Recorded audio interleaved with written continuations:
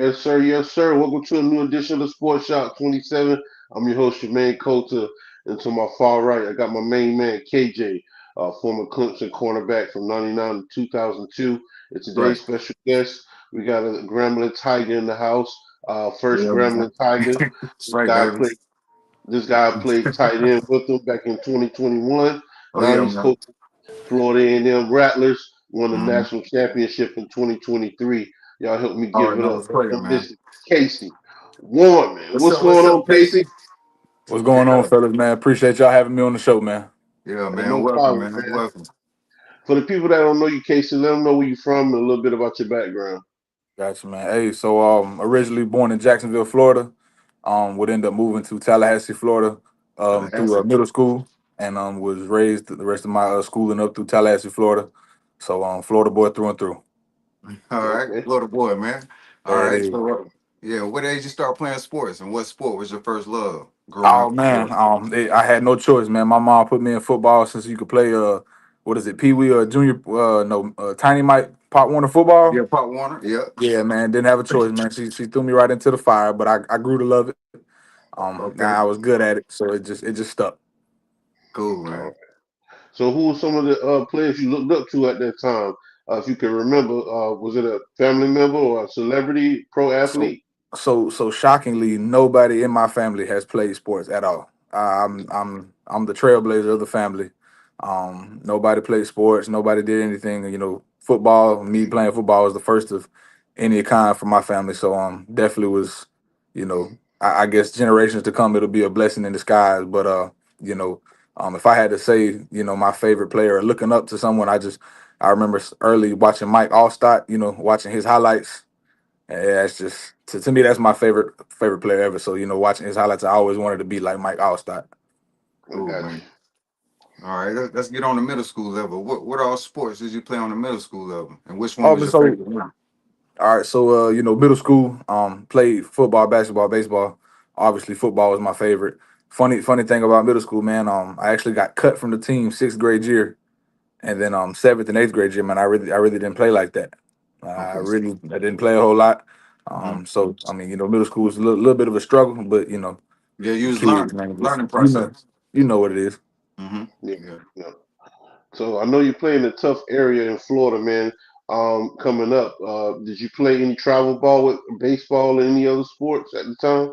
No, man, I came from a family who just we didn't have it like that. So everything I did, I played YMCA basketball growing up. I played rec league baseball, those types of deals, but never any travel ball or AAU or anything like that, man. It was all, I played church league basketball. So, Okay. All right. Oh yeah, old that's school, fun, then, man. man. They Yeah. don't they don't do those no more. Yeah. Nah, man. Yeah. For sure. Hey, Yes, man. sir. All right. Let's talk about high school, man. Did you play right away, Yeah, or so high school, I kind of got put into a situation. I never played junior varsity. I was on varsity all 4 years of high school. Played a little bit as a freshman due to some injuries, and before you know it, my sophomore year, man, I was starting. So it kind of all transitioned for me quick, within a couple of years. Mhm. And I had to really, kind of buckle up. And yeah, at first, I didn't kind of understand where I was and what was going on and the complexity of it, playing 7A ball in the state of Florida for a traditional powerhouse high school. Oh yeah. So it kind of grew as I got more ingrained in it, but it kind of hit me in the face and I had to pick up the pieces and keep running so I wouldn't get left behind. All right. All right. Let's stay with high school, man. So who was the competition? In the Oh area. man. Um, in Tallahassee back when I played, it was always between Tallahassee Lincoln and Agape High School. Those were the two main high schools. Fortunately, the high school I played at, man, we always played in some big time games. We traveled over to New Orleans and we played in the Superdome. And we played what team did we play? I can't remember exactly the name of the team, but we played Mhm. them on Fox Sports. Oh, I bet My it was sophomore tight. year, yeah, man, my sophomore year we went up to Atlanta. We played at Norcross High School, and we Yeah. played. I remember we played South Gwinnett on ESPN High School Kickoff Classic. Oh, shoot. Yeah, Yeah. man. And Booker T. Washington played right after us. And it was two Florida teams. We invaded Georgia and we kicked them teams butt up there, man. We came back with some All right. dubs. Yeah, man. Hey, So cause hey, it's a long ride back home, man. When you oh lose it. man, it was a great ride back home. Those days it was Yeah, a for great ride. sure. Yeah. Absolutely. So yeah, man, high school was a blessing. You know, we played teams like Lake City Columbia, who traditionally plays great football. Manatee High School down in Bradenton. We played Niceville over towards Pensacola, really, really, really strong football programs. And then, you know, we Nice. played some South Georgia teams too, you know, like Camden County and the likes of those schools. So we Mhm. played some traditionally really good football teams out of Jacksonville. We'd also play like Trinity Christian. And, you know, so we would schedule some really good teams and play some really good competition throughout high school. Wow. Yeah. So did you play both sides of football playing in high school and varsity? I did, man. I did. You know, I was a little chunky in high school, so I ended up finding my way to the line. And Yeah. but you know, I was athletic, so I made up for it. But really ended up playing both ways a lot my senior year, and having a lot of success doing it. You know, I can recall playing the entire game versus, you know, like Manatee and like Niceville and big time games like that, where, you know, you kind of had to just give it your all to go out there and find ways to get the win. So definitely Mhm. cherish those memories. But boy, I tell you, I dead after them games, man. Dead tired, dead tired. Yeah, for real, man. So how y'all do in the playoffs in the high school? How far y'all go? So my freshman year, we went all the way to the state championship. We ended up playing St. Thomas Aquinas. They had these two guys by the name of Nick and Joey Bosa, Okay. right? Some Yeah. really good dudes. They ended up beating us, but Yeah. you know, we never. When I left my high school, it was the 17th straight district championship that we had won, and it was the 20th straight playoff appearance. We made the playoffs every year. We never not made it to the second round of the playoffs, and Okay. we always competed, man. We always put guys at the next level. We really did a good job there. That's good, man. Yeah. Yeah. So did you play any All-Star games Under Armour or Yeah, so I didn't quite make it to that level, but I played in two. I played in something called the FACA All Star Game, North Florida versus South Florida, and then I played in something called the Border War Games, the Georgia versus Florida. did you All win right. both games? So we won both. Yes, Okay. we All right. did. We did. So, man, hey, coming out of high school, let's talk about the recruiting process. You know Got you. how did that go? You What know, school? I was one of those kids that had the dream, and I had to go play D1 ball, right?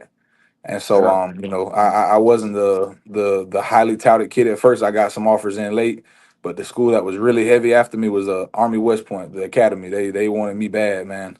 All right. I was getting calls daily, getting letters every week. You know, the old Mhm. school handwritten letters. They don't do that stuff no more. Yeah, they don't, man.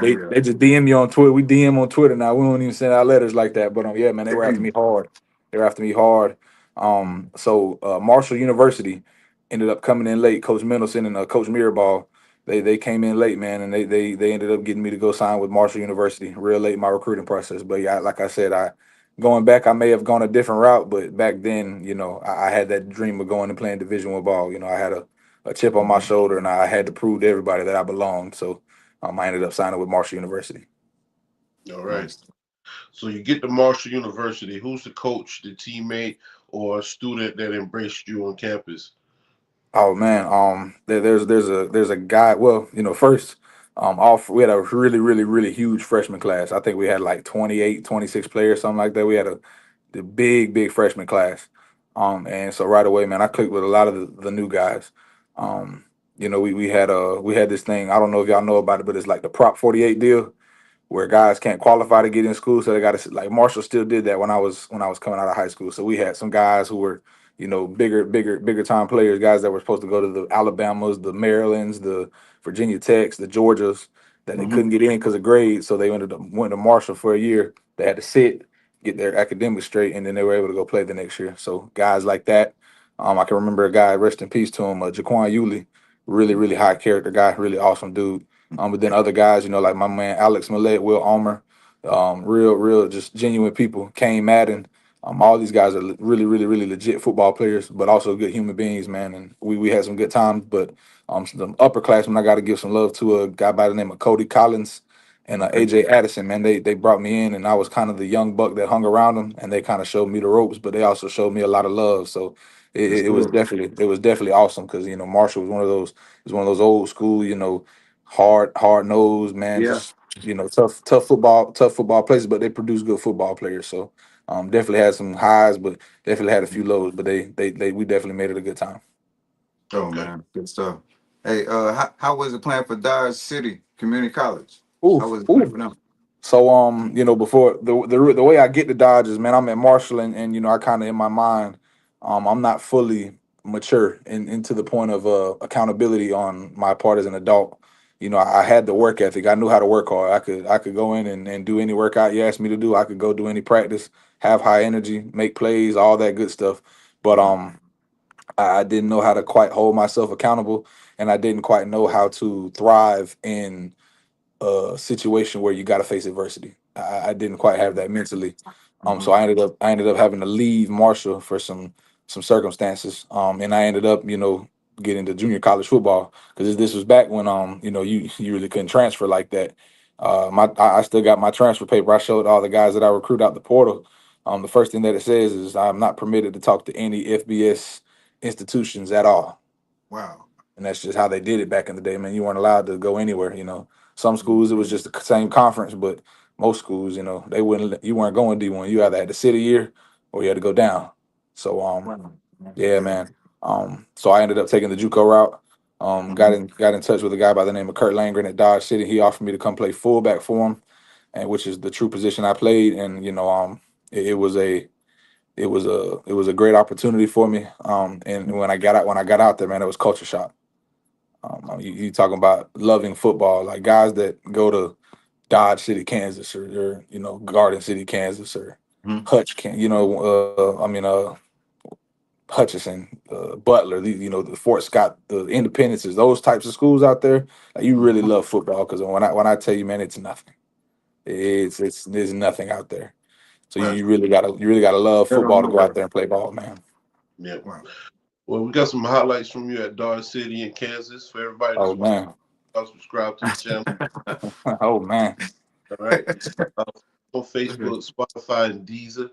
We have former Grambling State tight end and now Florida A&M 2023 HBCU national champion tight end coach Casey Warman. All right. That's He's right. from Florida, and right now he's coaching the Rattlers, and they're about to Yep. kick weekend. If the people wanted to see the game this weekend, where you guys going to be at? We'll be on ESPNU 4 o'clock Saturday. All right. All We're right, going. man. There it is.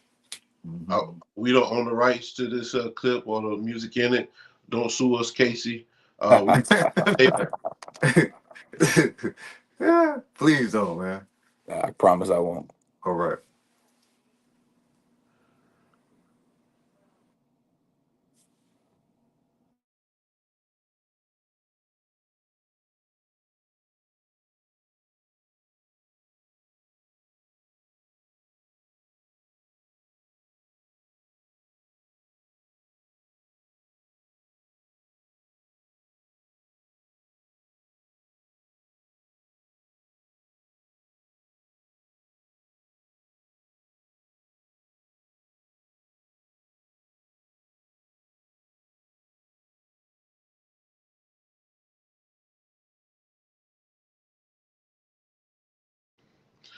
Casey, if you can hear me, you could talk us through some of the highlights.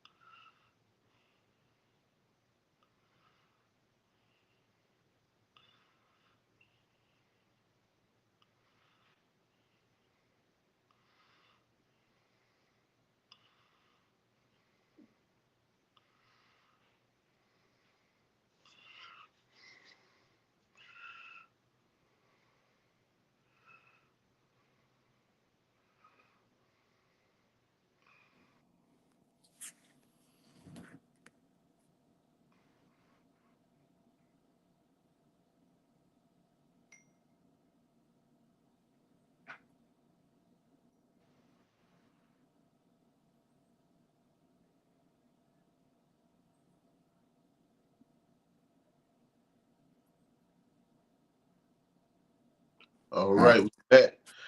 yeah, Uh, remember man. those highlights, man? The Tell me. memories right there.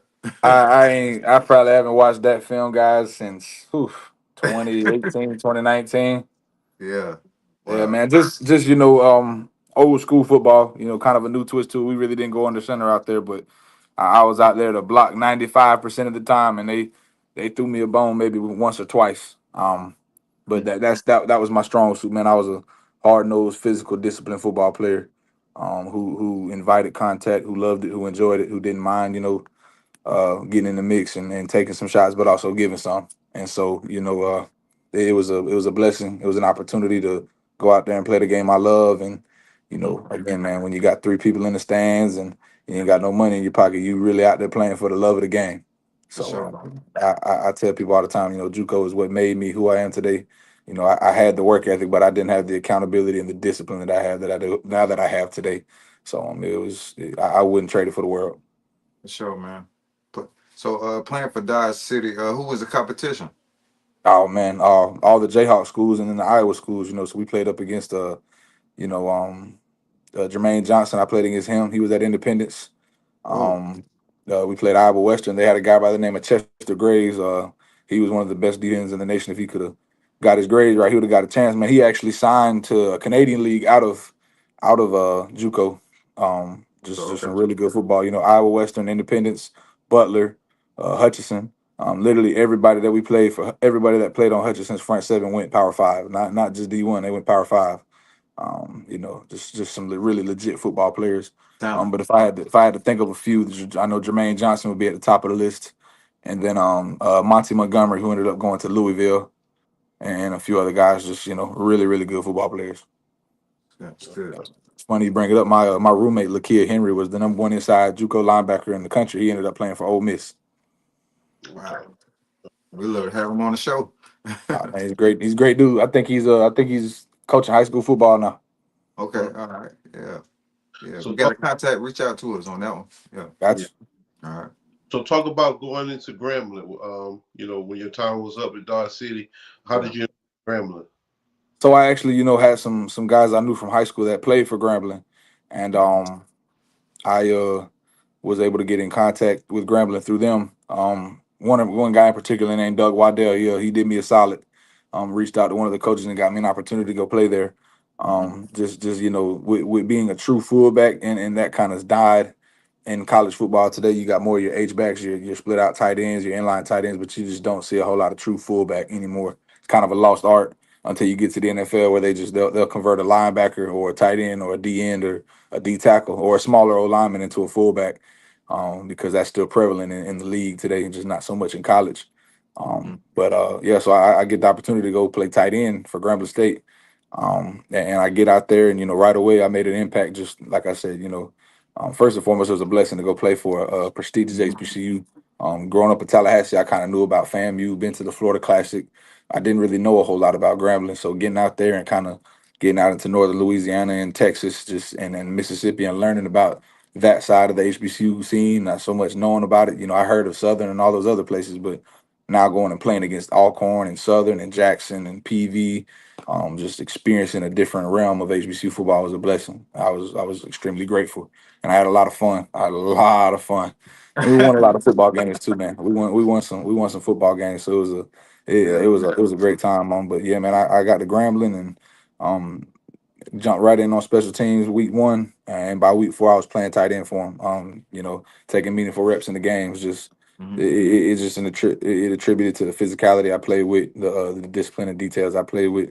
I was a good athlete, but I wasn't a great athlete. But I was gonna be physical or more physical than just about anybody we played. So Yeah. it definitely played dividends, and the run game, and they threw me a bone every now and then. All right, yeah. That's what I was gonna ask you. What did you enjoy the most about playing tight end? I know you finally got your opportunity. What did Yeah, you enjoy from the college level? Hmm. um, I it's a bunch of things again. Kind of being that first guy in my family to play sports. Yeah, right. No, I never grew up hearing those stories of uncle doing this or my pops doing that, or Yeah. kind of had to I kind of had to set the tone right, and my family for going out there and being successful with it. So the fact that I was able to have a lot of success in high school and win all those games and go to college and continue to still win games and get Yeah. to hold trophies and host them up and do interviews after the game with local news and just make Mhm. plays on national TV and have people supporting me from back home. It just all of it together was just I can't put a price on it, and I can't really pinpoint what was my favorite. But Mhm. just a lot of great times, playing in like the State Fair Classic, going and playing in the original Cotton Bowl. You know what I mean? Just legendary games played on that field, and I got a chance Yeah. to plant my feet on that field and make plays. Going and playing the Bayou Classic in the Superdome, in front of 60, 70,000 people. I mean that atmosphere is second to none, man. With the It's second band, to none. yeah. I'm Oh my telling gosh, man! It was a blessing, and to win it and celebrate afterwards with your teammates. There's just nothing like it. So that to me, it may sound kind of like I'm a arrogant or whatever, but just just winning and enjoying that camaraderie with my teammates and just having that type of success. That would probably be what I'd say is my favorite. for sure, man. Good Well, stuff. I got a clip I want to share with everybody. For people that's watching, make sure you subscribe to our channel on YouTube. Follow us on Spotify, Deezer, Apple Podcasts, Facebook, Instagram. We have former Grambling State University tight end Casey Warman, and now he's coaching at Florida A&M. Is the tight ends coach. Won a national championship in 2023 with Florida A&M. We Right. have Coach Robinson with Grambling State. As a big historian, big time coach, as a Hall of Fame coach, and he's the one that's accredited to that program for making it a powerhouse football school. Okay, so we'll go ahead and get into the footage. We don't own the rights to it or the music in it. Stay with us, Casey. Okay. Yes, sir. Welcome to Legends of Louisiana. Today, we're diving into the incredible story of Eddie Robinson, a true icon in the world of college football. Born on February 13, 1919, in Jackson, Louisiana, Eddie Robinson's journey began in humble surroundings. Little did anyone know, he would go on to become one of the greatest football coaches of all time. Robinson attended Leland College in Baker, Louisiana, where he played quarterback and led his team to an impressive 18-1 record over 2 seasons. His passion for the game was evident from the start. In 1941, Robinson was hired by Grambling State University, then known as Louisiana Negro Normal and Industrial Institute. With no assistants and limited resources, he took on the roles of coach, groundskeeper, and even sports writer. Despite the challenges, Robinson's dedication paid off. He led the Grambling Tigers to 17 conference titles and several national Negro championships. His teams became a powerhouse, sending over 200 players to professional football, including Hall of Famers like Willie Davis and Buck Buchanan. In 1997, after 56 years of coaching, Robinson retired with an astounding 408 career wins, making him one of the most successful coaches in college football history. His legacy continues to inspire generations. Eddie Robinson's story is a testament to perseverance, passion, and the power of sports to bring people together. We hope you enjoyed this journey through his remarkable life. If you loved this video, don't forget to like, comment, and follow us at Legends of Louisiana. Share your thoughts and let us know which Louisiana legend you'd like to see next. Thanks for watching, and stay tuned for more incredible stories from the heart of Louisiana. Hey, man. Hey, you got to get it to him right there, man. For sure. Yeah. Good So, work. Casey, I Thank know you, man. probably before your time, but I know he had an impact on the college. Can you talk about that a little bit? I mean, he was everything to that school. Without Eddie Robinson, there's no Grambling State. All right. Um, he Uh-oh. he made that school what it is today. And when I say Right. that, I don't want to take away from all the other greats that came through that school. But when you think of Grambling State, you think of Eddie Robinson, right? Mhm. And he paved and the beautiful part is he paved the way for so many, especially black athletes and black people in general to be successful. And for me, it was just a blessing to be able to take part in it, to wear that G on the side of my helmet and take pride in it. It was an honor. Man, and again, growing up, didn't really know a whole lot about him. I knew about Billy Joe. I knew about all the legends that came through FAMU. Jake Gaither and those guys. Didn't really know a whole lot about Eddie Robb. So going out there and learning and getting a chance to see the history and what all he was able to accomplish out there. I mean, it's second to none. I mean, it's insane. It's to think about the time he did it in as well, Wow. and where he did it at is like, I mean, it's you just got to tip your cap to him, man. Mind It's blowing. it's Hmm. it's it's it's, sec- it's second to none. It's legendary, and he'll forever be ingrained in history for college football. Yeah, for sure, man. So, so coming out of college, talk about getting ready for the NFL. Oh man, uh, I had a really good year my junior year. Got some accolades, but ended up tearing my pec, and I ended up rupturing some discs in my back, so I ended up having to have back surgery my Wow. junior year, and it took a toll on me. But I was able to fight back, get back, and still have success my senior year. Not as much Okay. production as you would want, not as many reps, but still played a lot of football, and played against some really good competition too. Still put some good stuff, excuse me, Okay. put some good stuff on film for the scouts to see. And when I get to my pro day, trained really hard, went back home and just kind of got back to my roots and went back to what I knew best. Got with one of my guys back home, and between him and my agent, I think they did the best they could.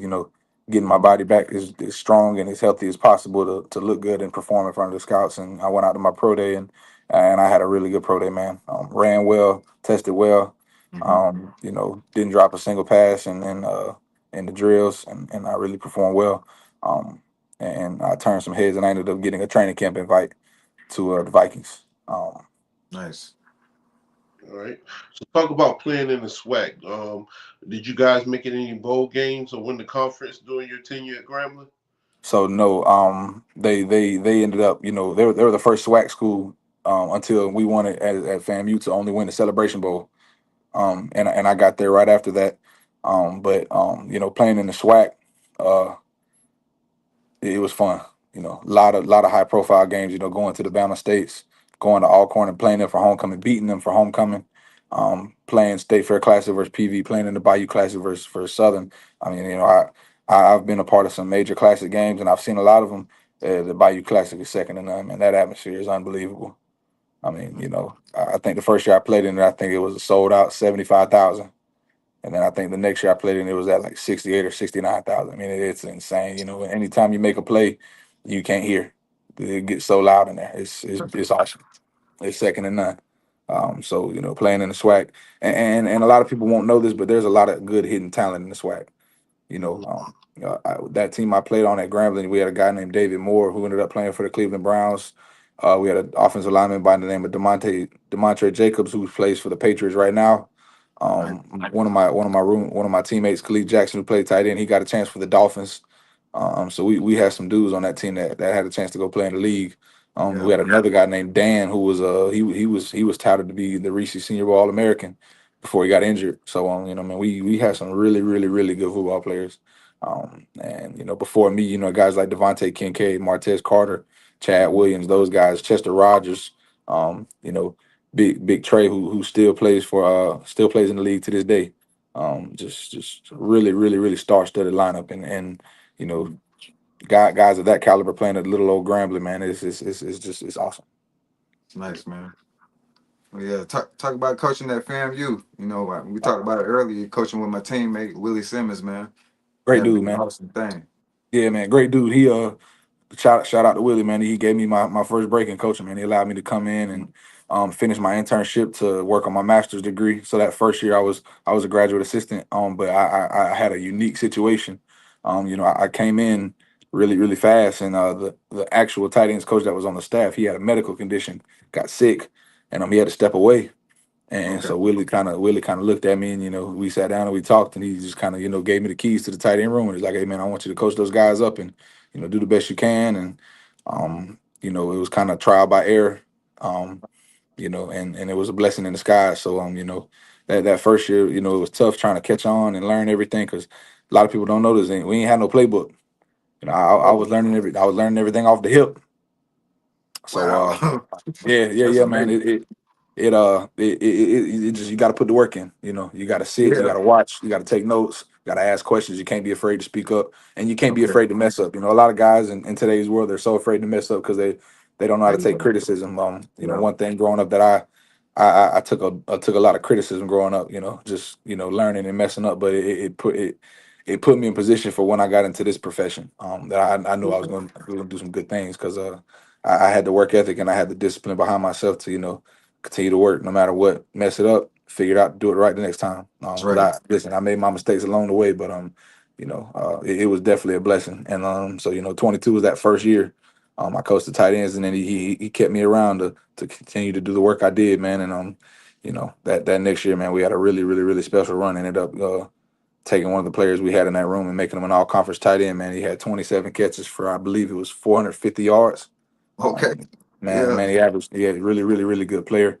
Averaged and explosive every time he touched the ball. Man, he averaged like 17 yards a catch. Just That's what's up. steps. Just got a chance to coach him, so that was a blessing, man. And then winning it all, that was awesome. And that was a real surreal moment. Yeah, he got a good coach. That's why he doing that, man. And making Oh them man, players like no, that. no, man. Good players, man. It's about the Yeah. Jimmy Jinjos take care of the X's and O's, man. Yeah, that's right. That's right. That's right. So let me ask you. So since played in the swag, now you coaching in the swag, but with a different uniform, different Yeah. tell me, the Saturdays feel different besides having on the pads and just wearing the whistle and the headsets? Yeah, coach. I think the difference is now I'm a little more prepared as a coach than I was as a player. You know what I mean? I see the game differently now. Oh yeah. And it's more business than it is emotion. As a player, you're passionate about it, so you got a little emotion in it, and you got dreams. And as a coach, it's more business minded. It's a job. You got to get the job done. So there's definitely a different approach to it, but I mean it's still the same. And I love game day. I love the atmosphere. It's a blessing. To play for one of the most iconic HBCU programs in the world, and then now I'm coaching for probably the other most iconic HBCU program in the world. I mean, when you talk about HBCU football, is Grambling and Southern. Grambling and FAMU. Yep. You got your Southerns, you got your Howards, you got your Alabama States. Schools who have had success and have lineage down the line. But I believe Grambling State has 17 or 16 Black national championships, and I think FAMU has about 15, or they might be tied at 16. I mean, you're talking about the meccas of Black college football. Exactly. Oh yeah. Yes, sir. Yeah. Well, I got some highlights I want to show everybody. You guys went to the Celebration Bowl. That was your second season Yeah. with Yeah. under Mhm. Coach Willie Simmons, former Clemson quarterback, played with KJ at Clemson. Yeah. I want you to talk about him when we come back from this clip. For everybody that's watching, please subscribe to the channel, hit that notification button. We have former Grambling State University tight end and now Florida A&M tight end coach Casey Warman. All right, stay with the Casey. We'll be right back. I do not own the rights to this film or any credits to the music in it.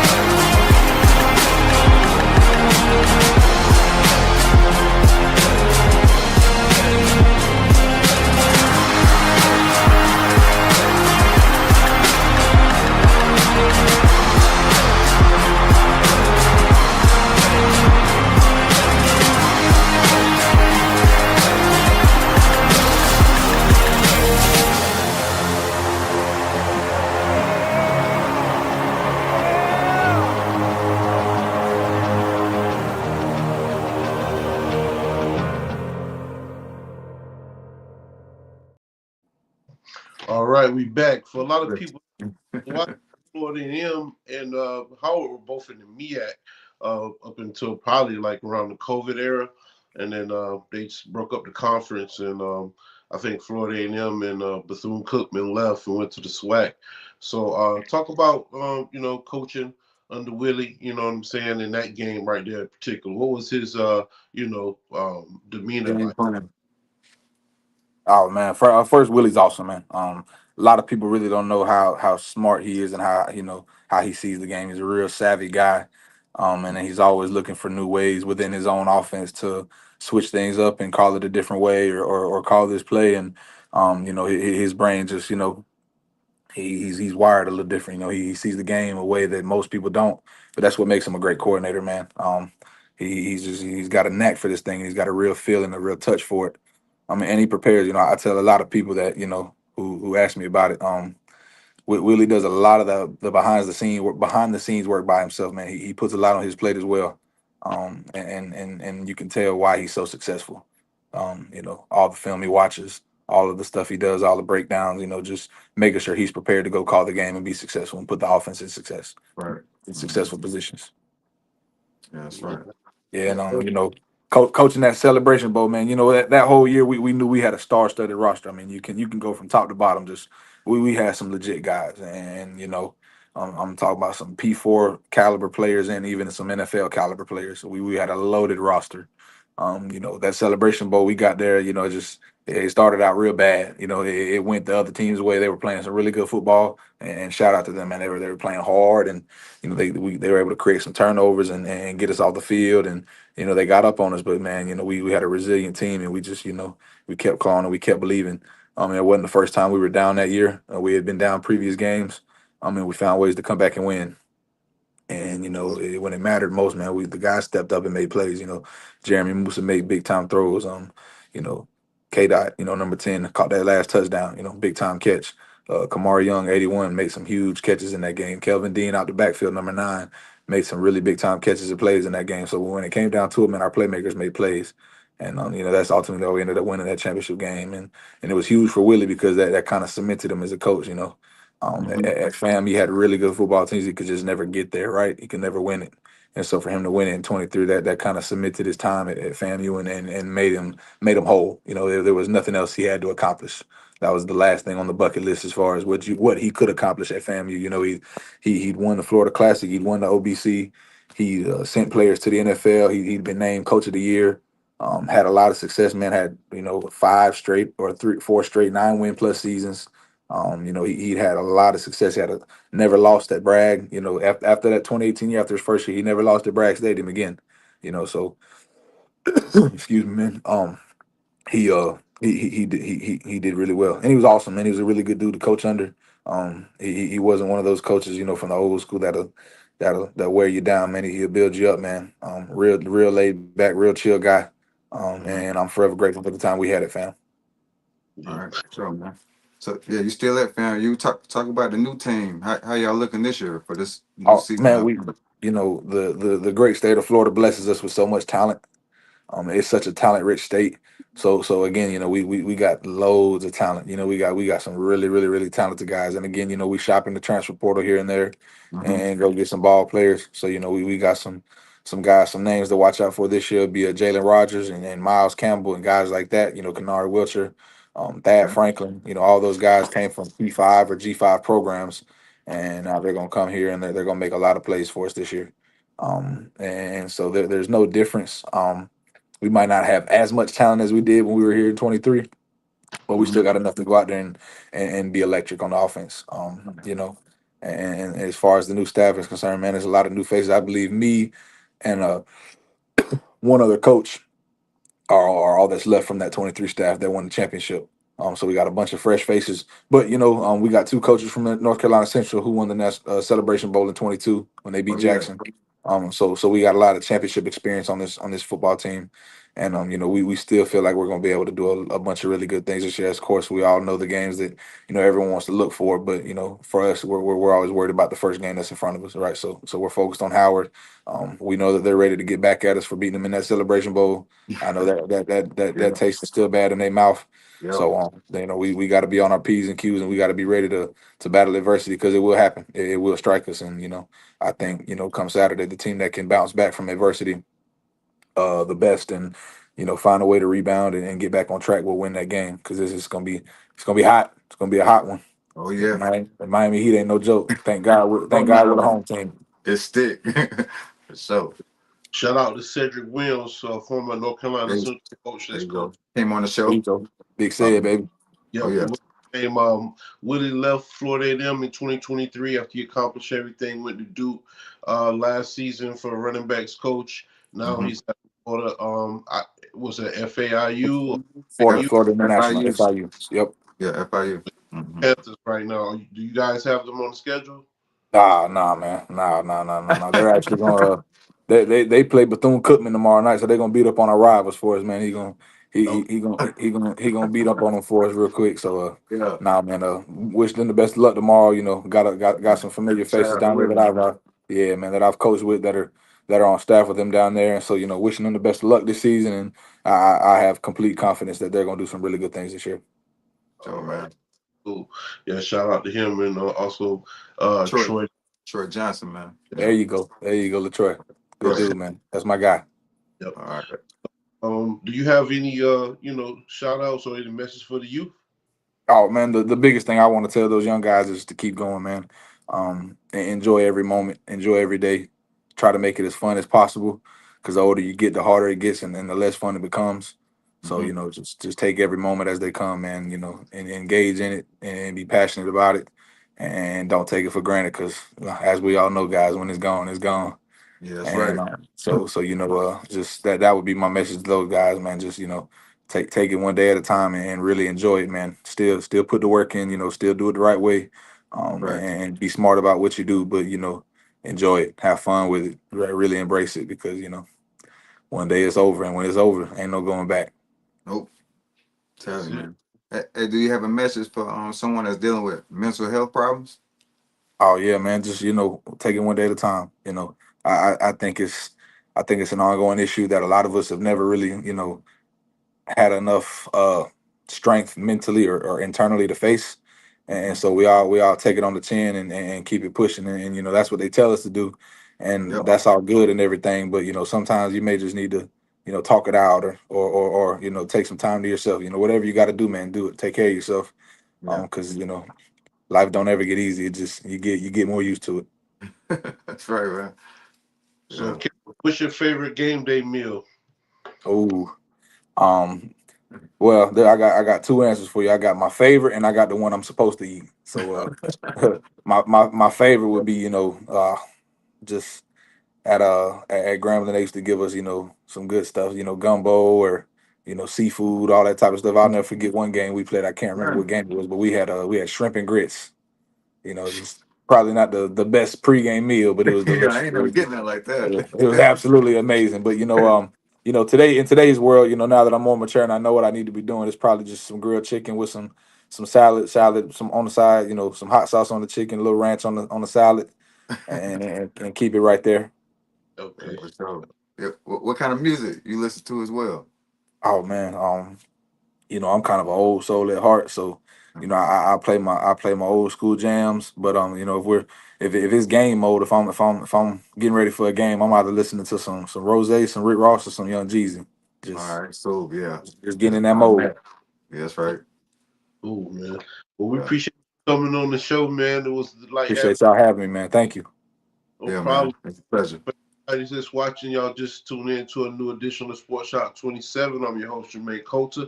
I'd like to thank my main man, KJ, former Clemson cornerback from 99 to 2002. And also today's special guest, big shout out to Florida A&M. Good luck on their Yeah, season man. Let's do Saturday. it, baby. Um, Rattlers. Appreciate that, fellas. Thank y'all, man. We appreciate Yeah. y'all. Appreciate you, man. former Grambling State tight end, and now tight end coach at Florida A&M Rattlers, Mr. Casey Warman. All right, y'all follow him on ESPN at 4 o'clock on Saturday. Check them out. On TV, on national television. You guys know how we end the show. It's not how you start, it's how you finish. Right, And so, man. Keep going. guys, have a good weekend and enjoy your college football kickoff weekend. All right. Peace. Right, man. All right, man. Appreciate y'all. No problem. Appreciate you, man. Keep doing big thing. Yes, sir, man. Y'all too. Thank y'all.